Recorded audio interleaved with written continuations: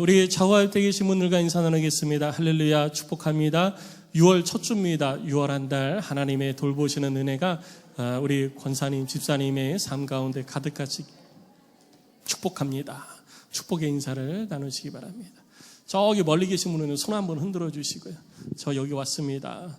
복이 임하기를 원합니다. 손도 한번 흔들어 주시고. 오늘부터 이제 마태복음 21장을 살펴봅니다. 참 많이 달려야죠. 78번째 마태복음 설교를 하고 있습니다.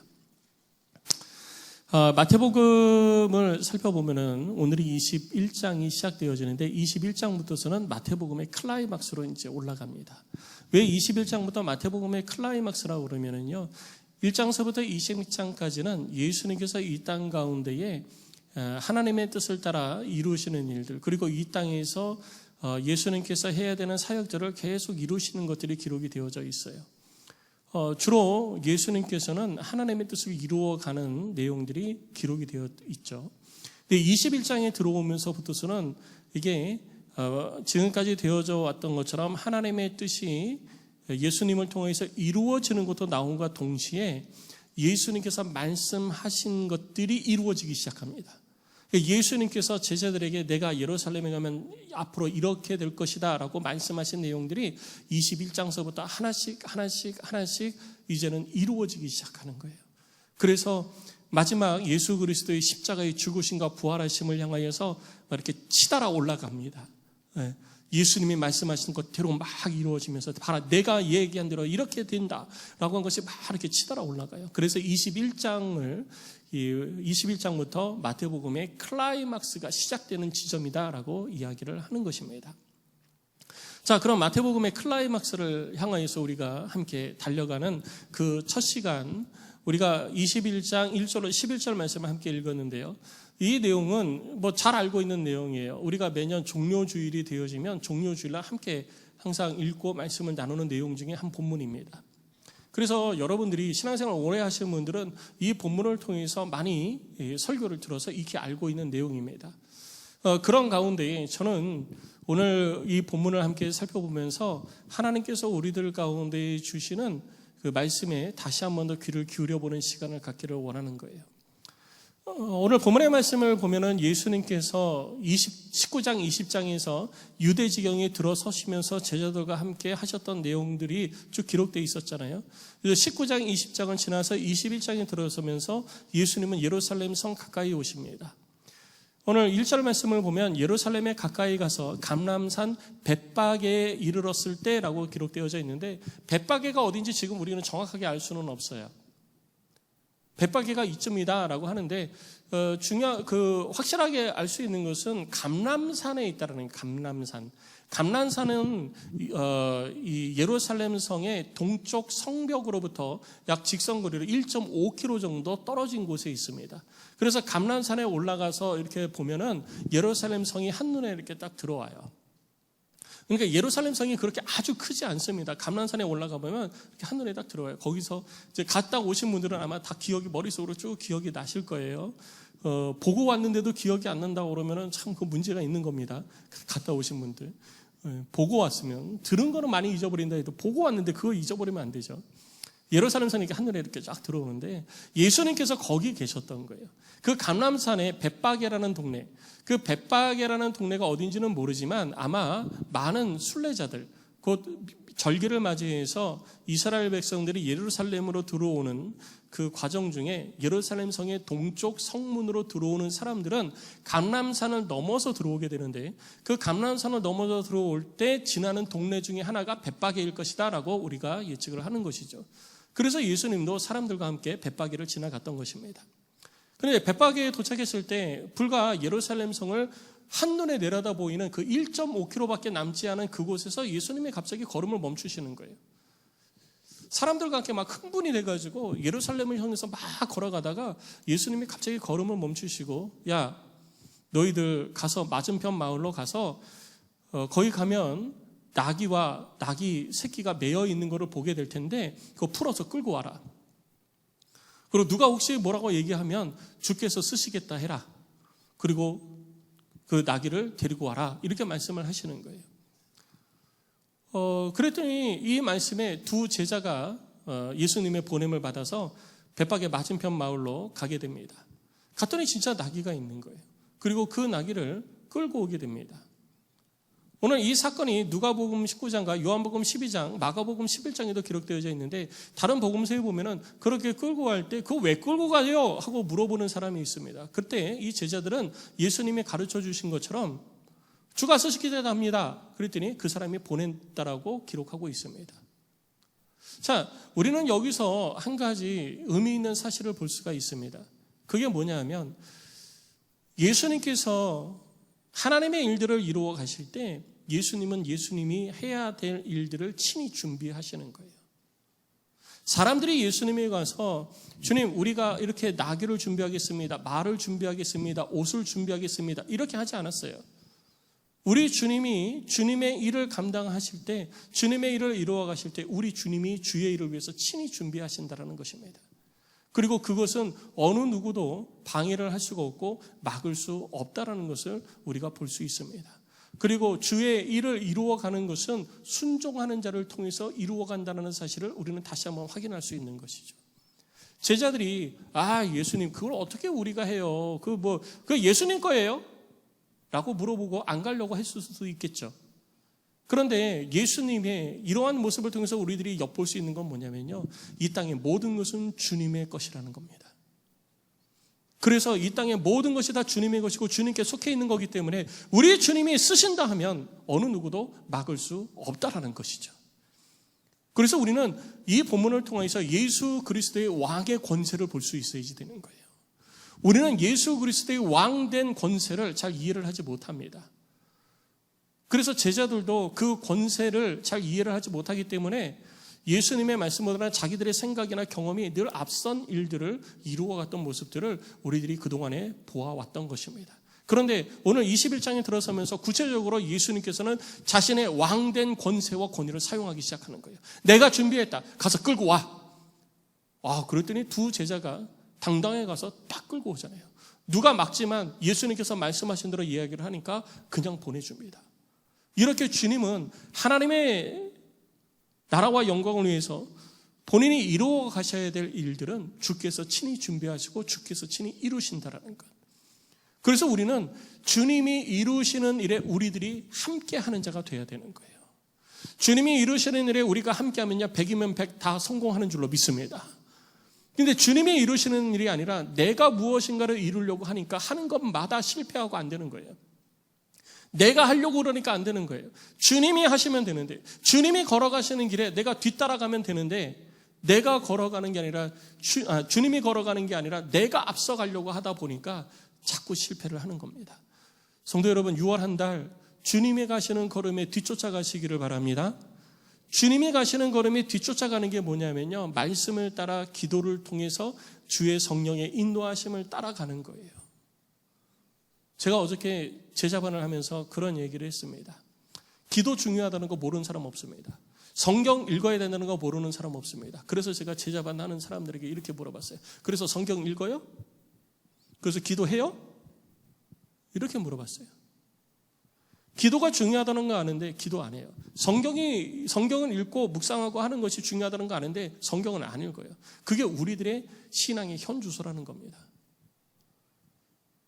중요하다는 것을 알고 있다고 해가지고 우리들의 삶이 변하는 게 아니에요. 하나님의 능력을 경험하는 게 아닙니다. 하나님의 능력을 경험하는 것은요, 내가 아는 것을 경험하는 게 아니라 내가 순종할 때의 역사가 나타나는 것입니다.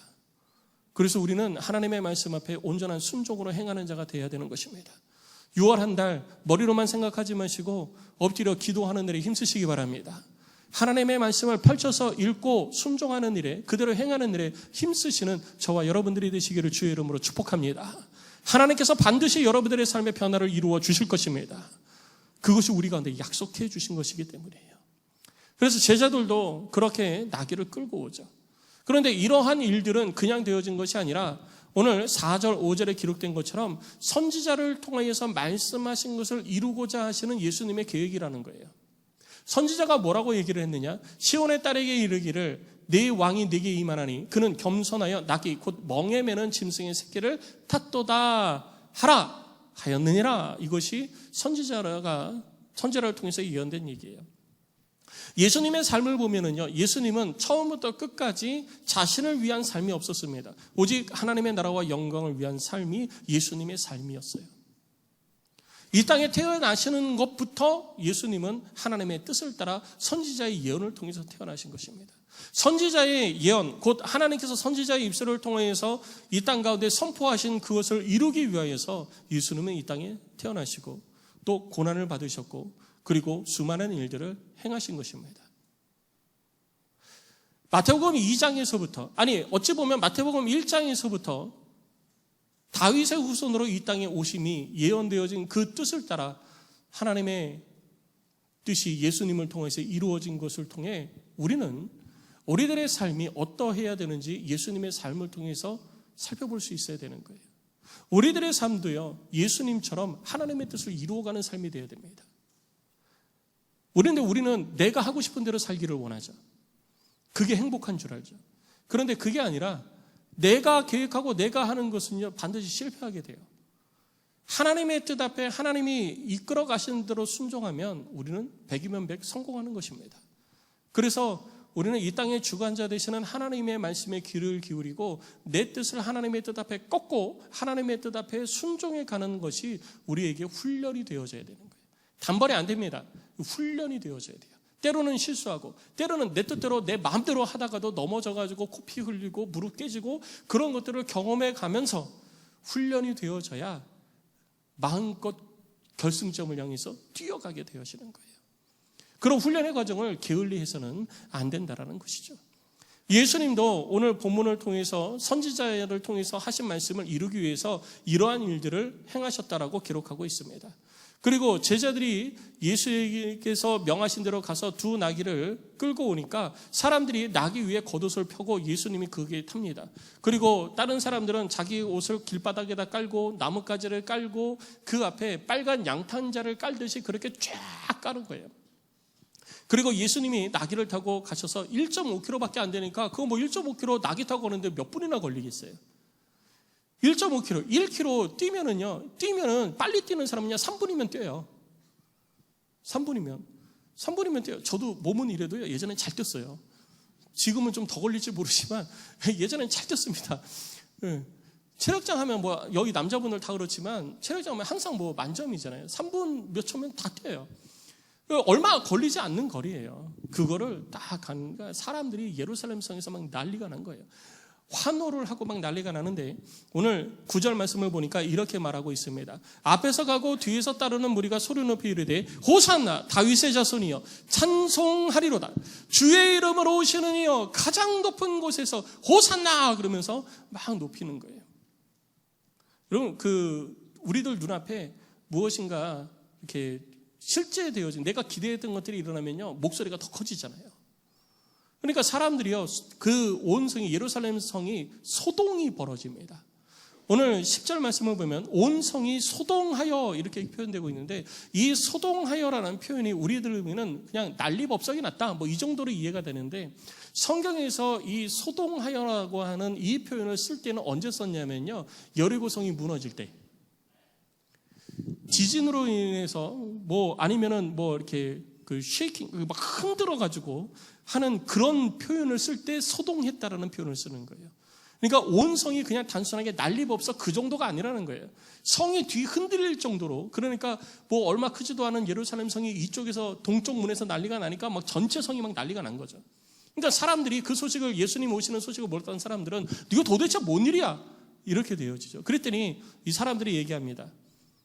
갈릴리 나사렛에서 나온 선지자 예수가 왔다라고 소개를 하는 것이 바로 오늘 본문의 내용입니다. 성이 소동하는 거 무지하게 소동스럽죠. 제가 초등학교 다닐 때 제가 공항대로 옆에 학교가 있었어요. 양화초등학교라고 지금도 있을 거예요. 그래가지고 지금은 이제 월드컵 대교가 생기고 그러면서 없어졌는데 인공폭포 아시죠? 우리 여기 서울 지역 분들은 다 아실 거예요. 인공폭포. 그러니까 학교에서 대통령이 나간다, 출국한다 그러면 전부 다 그 앞에 가가지고 태극기 손에 들고 그러고 서 있는 거예요. 앉아가지고, 쭈그리고 앉아가지고. 그리고 흔들어! 그러면은 이렇게 힘없이 막 흔들어! 막 그러면 이렇게 선생님이 막 그래도. 그런데 막 이렇게 대충 이렇게 흔들다가 뭐 흔들라고 얘기를 안 해도 그냥 열렬히 그냥 막 이렇게 흔들 때가 있어요. 그게 언제죠? 대통령 눈앞에 지나갈 때. 대통령이 차 타고 눈앞에 지나가면은요, 뭐 흔들라 소리 안 해도요, 막 양손에 태극기 들고 막 상대편 국가기 들고 그냥 막 흔들어요. 소리 지르고 막 차도로 뛰어가고 막, 그런 애들도 있을 정도로 그렇게 막 흔들었어요. 그러니까 예수님이 예루살렘 성에 입성했을 때 사람들은 오늘 본문의 내용을 그렇게 불렀거든요. 다윗의 이름으로 오시는 이여 찬송하리로다. 주의 이름으로 오시는 이여 높은 곳에서 호산나 그러면서 뭐 외쳤는데, 이게 예수님이 입성하실 때만 외친 게 아니라 그 전부터 예수님이, 그러니까 주의 약속한 왕이 이 땅에 오시면 이러한 일들이 있을 것이다 라고 선지자를 통해서 예언했기 때문에 유월절이 되어졌든지 아니면 다른 뭐 맥주절이 되어지고 칠칠절이 되어지고 수장절이 되어지고 그러면 예루살렘 성에서 사람들이 외칠 때 이런 외침이 늘 있었던 거예요. 그런데 그런 외침이 있었는데 이 날은 특별한 날이잖아요. 그들이 외치고 바라봤던 그 사람, 그 주인공이 지금 눈앞에 예루살렘 성으로 들어오고 있는 거예요. 그러니까 사람들이 막 더 미쳐 열광을 하는 거죠. 그런 모습이 바로 예루살렘 성의 이런 모습입니다. 이런 본문의 내용을 통해 가지고 저는 오늘 두 가지 사건의 두 가지 사실에 대해서 우리들이 함께 은혜를 나누고자 하는 것입니다. 먼저 첫 번째는 뭐냐면요, 아까도 말씀을 드렸듯이 예수님은 철저하게 하나님의 뜻을 위한 삶을 사셨어요. 하나님의 뜻대로 삶을 살기 위해서 온 힘을 다하신 것입니다. 오늘 본문에 기록되어 있는 것처럼 예수님께서 제자들과 함께 예루살렘으로 오실 때 제자들만 있었던 건 아니잖아요. 우리가 19장, 20장 살펴본 것처럼 수많은 사람들이 예수님을 따랐습니다. 뭐 수십 명 정도가 아니라 수백 명, 어쩌면 수천 명, 수만 명이 예수님을 따라온 거예요. 6월절 절기를 지키기 위해서 많은 사람들이 지금 예루살렘 성으로 가고 있는데 그 길목에서 예수님을 만나잖아요. 그러니까 내가 예수님 만났으니까 내가 먼저 가야지 이러는 것보다는 예수님과 함께 가려고 하는 것들이 훨씬 더 컸겠죠. 그러니까 그 수많은 사람들이 함께 예루살렘 향해서 가는데 예수님을 모시고 가면서 사람들이 예수님 이제 어떻게 되는 건가요? 예수님이 성에 들어가시면 이제 무슨 일이 일어나나요? 이런 질문 안 했겠습니까? 했겠죠. 그러면서 예수님 이제 왕이 되시는 거죠. 이제 왕으로 다스리시는 거죠. 막 이런 얘기도 하고 막 서로 많은 얘기를 했을 거예요. 그런데 갑자기 예수님이 멈추어라 그러는 거죠. 막 흥분이 돼가지고 이제 예루살렘 성에 예수님이 들어가시면 무슨 일이 일어날까? 특히 제자들은요 더 흥분돼가지고 막, 그리고 예루살렘 성에 눈에 딱 들어왔으니 얼마나 흥분이 됐겠어요. 저승이다. 이제 곧 우리 주님이 저곳에 들어가셔서 왕이 되신다. 이런 막 흥분 상태에 막 있는데 예수님이 스톱! 멈춰라! 그리고 예수님이 말씀하십니다. 가서 준비된 나귀를 끌고 와라. 예수님께서 모든 사람들의 발걸음을 멈추고 명령하신 것은요, 딱 하나예요. 이유는 딱 하나. 하나님의 선지자를 통해서 하신 말씀을 이루겠다라는 것이죠. 하나님이 하신 말씀을 이루어야 된다. 이것이 그 어떤 것보다 우선이었다라는 거예요. 사람들은 그냥 예수님 모시고 빨리 예루살렘 성으로 들어가고 싶은 거예요. 예수님이 예루살렘 성에 들어가면 무슨 일이 일어날지 얼마나 많은 기대를 하고 있는지 말도 못합니다. 그런 상황 가운데에서 예수님은 그냥 당당하게 자 가자 내가 간다 그러고서 들어갈 수 있어요. 그런데도 예수님은 그렇게 하지 않으셨습니다. 막 흥분되어 있는 그런 군중 속에서 군중이 원하는 대로 하지 않으셨어요. 그들을 다 멈추었습니다. 그리고 하나님의 뜻을 이루기 위한 방법을 행하기 시작하신 거예요. 하나님의 뜻, 그 선지자를 통해서 예언되어진 것이 뭐냐면은 5절에 기록되어진 내용입니다. 아까 우리가 읽은 것처럼 시온의 딸에게 이르기를 네 왕이 내게 임하나니 그는 겸손하여 낙이 곧 멍에 매는 짐승의 새끼를 탔도다. 이것이 선지자를 통해서 되어진 예언인데, 이 예언은 두 선지자의 예언을 하나로 이제 마태가 합쳐놓은 겁니다. 하나는 이사야서 62장 11절에 나타나 있는 내용입니다. 이사야서 62장 11절 말씀을 보면 여호와께서 땅끝까지 선포하시되 너희는 딸 시온에게 이르라. 보라, 네 구원이 이르렀느니라. 보라, 상급이 그에게 있고 보응이 그 앞에 있느니라 하셨느니라. 그러니까 상급이 눈앞에 있는 거예요. 하나님의 심판의 날, 왕이 이 땅에 오셔서 하나님의 백성들을 다스리고 구원하여 주고 온전케 할 날, 심판의 날이 이제 코앞에 다가왔다라는 것을 가르쳐 주는 겁니다. 그것을 선포하라는 거예요. 그리고 스가랴서 9장 9절 말씀을 보면 이렇게 기록이 되어져 있습니다. 하나님이 스가랴 선지자의 입술을 통해서 말씀하신 게 뭐냐면 시온에 따라 크게 기뻐할지니라, 예루살렘에 따라 즐거이 부를지어다. 보라, 네 왕이 네게 임하시나니 그는 공의로우시며 구원을 베푸시며 겸손하여서 나귀를 타시나니 나귀의 작은 것 곧 나귀 새끼니라 라고 말씀하고 있다는 거예요. 그러니까 예수님께서는 이렇게 이사야 선지자와 스가랴 선지자를 통해서 하신 말씀을 이루기 위하여서 군중들을 다 멈춰 세운 거예요. 군중들이 원하는 그것을 이루기 위해서 예수님은 길을 걸지 않으셨어요.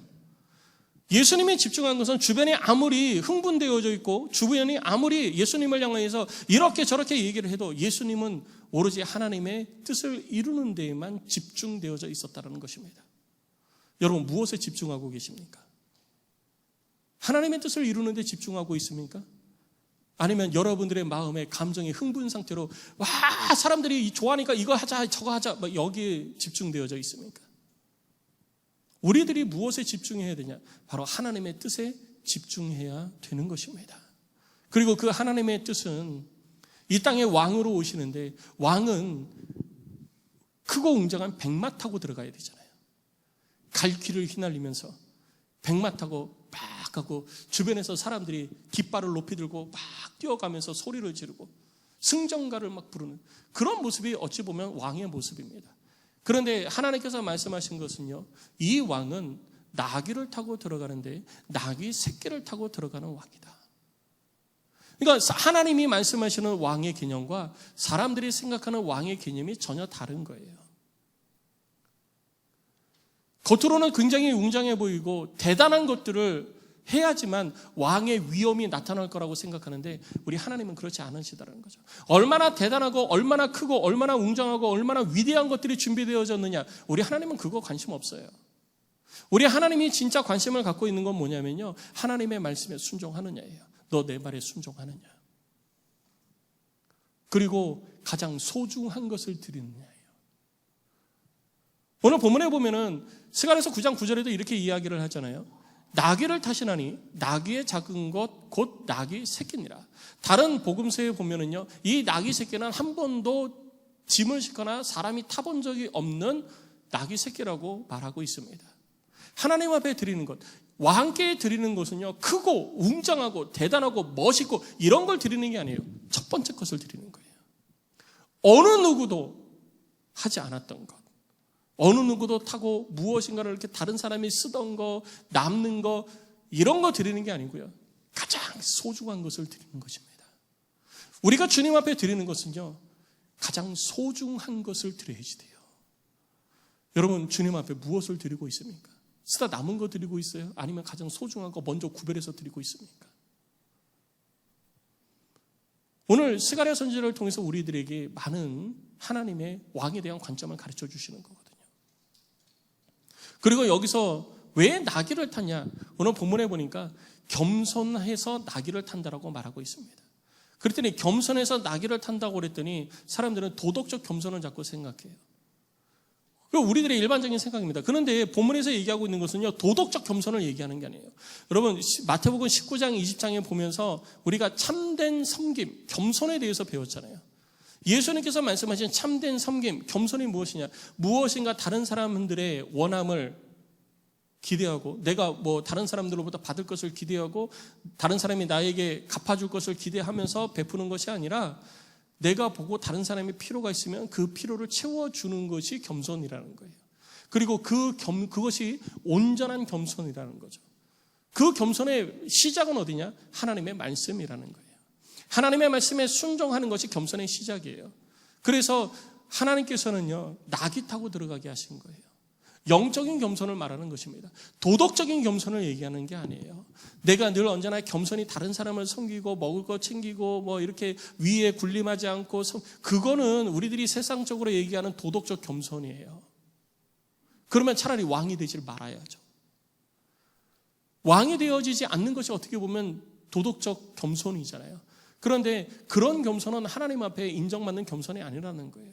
왕이면 왕답게 행하되, 그 어느 누구도 내가 왕으로서 사람들 앞에 인정받고 군림하려고 하는 것이 아니라 왕이 되어졌으니까 왕으로서 하나님의 뜻을 이루어가는 자가 되어야 된다는 거예요.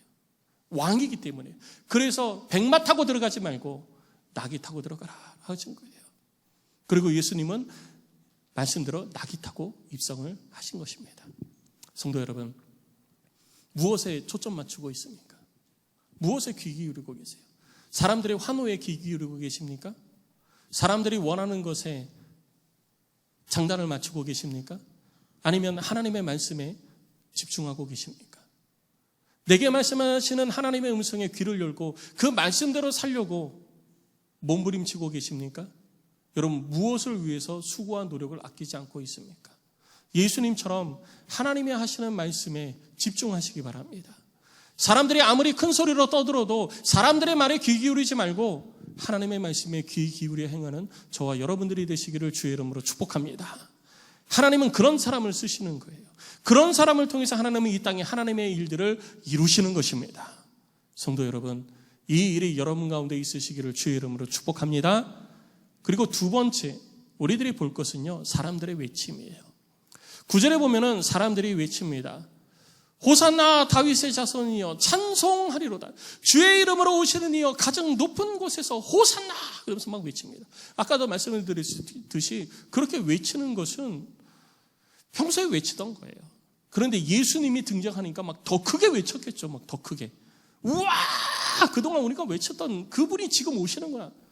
막 그래서 난리 소문이 난 거예요. 그런데 그 난리 소문 속에서 이게 어떻게 된 일이야? 그랬더니 그의 대답, 예수님에 대해서 사람들이 이야기하는 것이 뭐냐면요, 11절에 이렇게 이야기합니다. 갈릴리 나사렛에서 나온 선지자 예수라. 하나님의 아들이라고 얘기하지 않습니다. 갈릴리 나사렛에서 나온 선지자 예수라. 선지자라고 얘기하고 있는 거예요.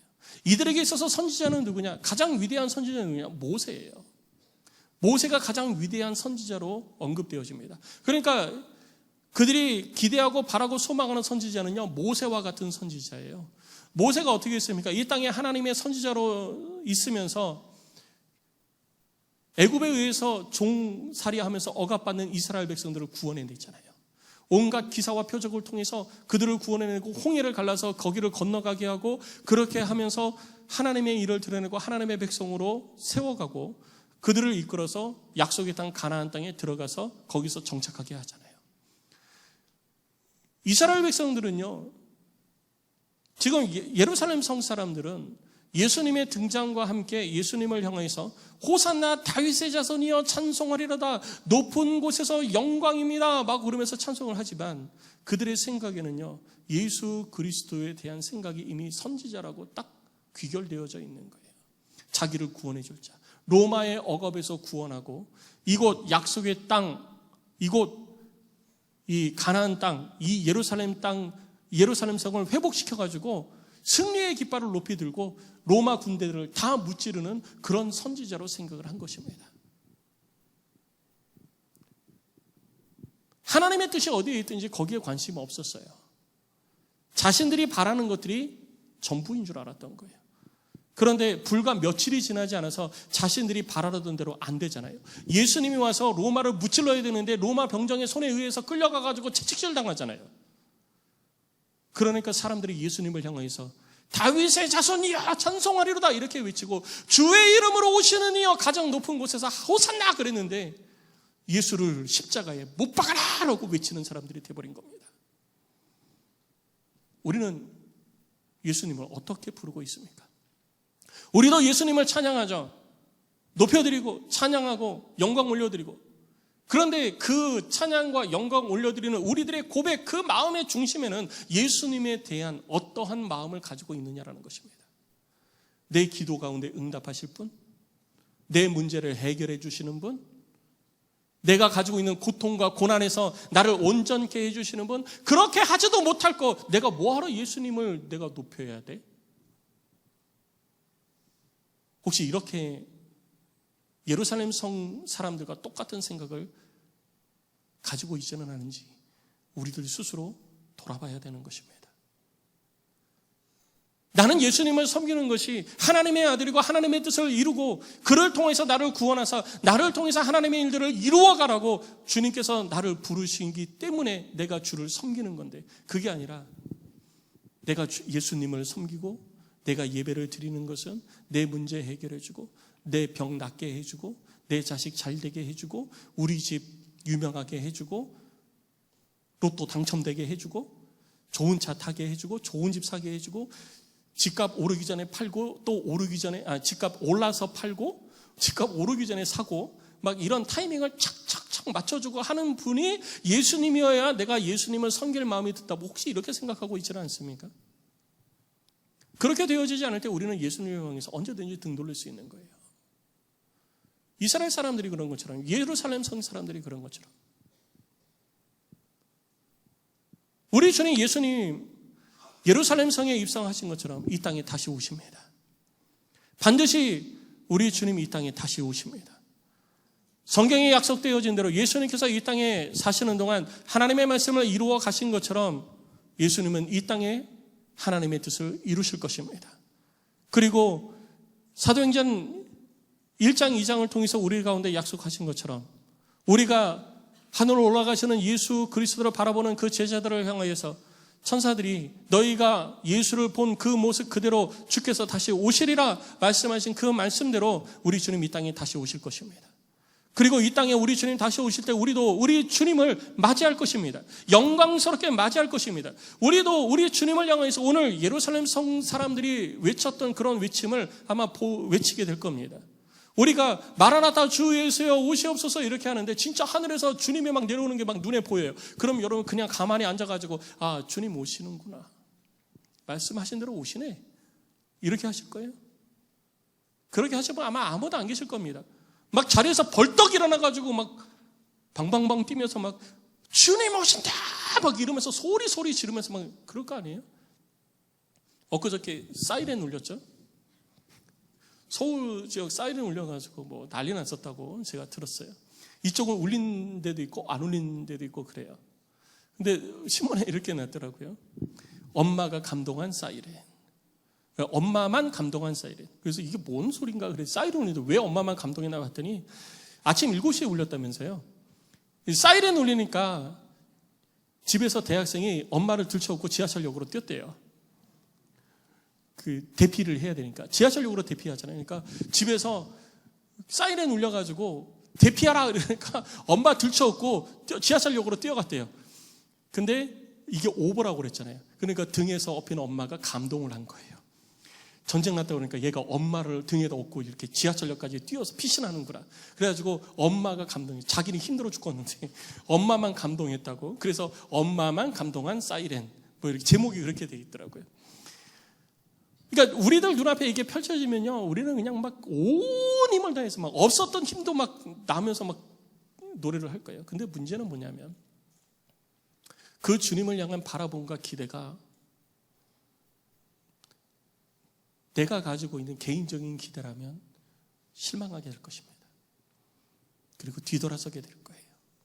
이 땅의 문제가 해결되어지는 것에 초점 맞추고 있다면 여러분들은 우리 주님의 위대하심 가운데 그 놀라움을 맛보지 못할 것입니다. 우리들의 눈에 보이는 세상의 관점을 가지고 주를 바라보지 마시고 우리 하나님이 우리 주 예수 그리스도를 통해서 우리들 가운데 약속하신 그 영원한 나라, 저 천국에서의 그 다스림을 바라볼 수 있는 눈이 열리시기를 주의 이름으로 축복합니다. 그래서 우리 주님이 이 땅에 다시 올 때 우리들의 문제가 해결되어지는 게 아니에요. 우리 주님이 다시 올 때 우리들의 질병이 낫고 우리들을 악하게 한 사람들에게 벌 주고 그리고 우리들의 상황을 역전시키고 우리들의 문제만 해결되어지고 이런 주님이 아니라 우리 주님이 다시 오면요, 이 땅에 새 하늘과 새 땅을 창조하시고 이 땅에 참된 왕으로 다스리시며 우리는 주님과 함께 왕노릇하는 자가 될 것입니다. 눈앞에 보이는 그 작은 것에 얽매여서 이거 해결해 주면 예수님이요, 이거 해결해 주지 않으면 예수님을 향해서 등을 돌려버리는 그런 어리석은 신자 되시지 마시기를 주의 이름으로 부탁을 드립니다. 6월에도요, 6월 한 달 여러분들의 삶 가운데 이런 일이 있을 겁니다. 막 주님을 찬양하다가요, 내 뜻대로 안 되니까 주님은 무슨 주님, 지금 내가 문제지, 이럴 때가 있을 겁니다. 근데 그때 우리들이 바라야 될 것은 하나님의 능력을 바라봐야 되고 주의 일하심을 바라봐야 되는 것입니다. 내 원함을 들어주시는 그런 나의 문제를 해결해 주는 그런 그 우상 같은 그런 존재로 예수님을 취급하지 마십시오. 우리의 위대하신 왕, 영원한 나라 건설자여 통치자 되시는 주님을 향한 소망을 가지고 주님이 다시 오시는 그날을 향한 기대와 소망이 넘쳐나는 그런 한 달이 다 되어주시고, 그래서 그분이 우리들의 삶 가운데 주를 믿어 행하는 우리들의 삶 가운데 역사하시는 그 역사하심을 경험하는 6월 한 달이 다 되시기를 주의 이름으로 축복합니다.